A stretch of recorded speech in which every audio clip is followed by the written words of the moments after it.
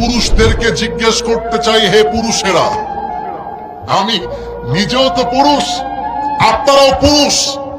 আমার কথা হচ্ছে, নারী আর পুরুষ দ্বন্দ্ব লাগলে মানুষ কেন শুধুমাত্র নারীর ক্ষেত্রে আলগা পিরিত দেখায়?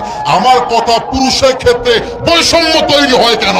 রাস্তায় একজন মেয়ে আর একজন ছেলে ঝগড়া হচ্ছে, মারামারি হচ্ছে, আমরা পুরুষ জাতি বড় বেঈমান।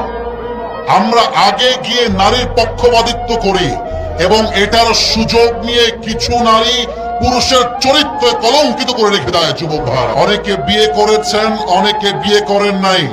আপনার ওয়াইফ যখন বিয়ের পরে আপনাকে নিয়ে অভিযোগ তুলবে সমাজের চোখে, মেম্বারের সামনে, সোশ্যাল মিডিয়ায়, ফেসবুকে, ইউটিউবে, তখন বুঝবেন ঠেলা কাকে বলে, জ্বালা কাকে বলে। এই জন্য আমি বলি, এমন মেয়েকে বিয়ে করা উচিত যে মেয়ের সঙ্গে ডিভোর্স হয়ে গেল সেই মেয়ে পুরুষের সম্মানে আঘাত করবার চেষ্টা করবে না। প্রিয় বোন, যখন আপনি নিয়ত করেছেন স্বামীর বিরুদ্ধে অভিযোগ নিয়ে আসবেন সমাজের সামনে, আপনার যে তালাক হবে এটা কপালে লিখে নিয়ে তারপরে মাঠে নামবেন। আমরা পুরুষ জাতি বড্ড সেনসিটিভ।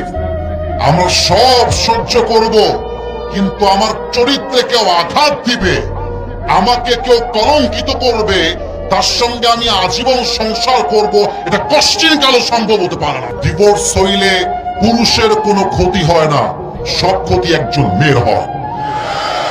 আপনার জন্য একটা বিয়ে জায়েজ, আপনি আমারে ছাড়বেন, আই ডোন্ট কেয়ার। আপনার জন্য একটা বিয়ে জায়েজ, আমার জন্য 4টা বিয়ে জায়েজ। আপনি আমার সঙ্গে বেঈমানি করে 2 পয়সা ক্ষতি করতে পারবেন না, এবং আপনি একবার কলঙ্কিত হয়ে গেলে আপনার পুরো জীবনটাই প্রশ্নবিদ্ধ হয়ে যাবে।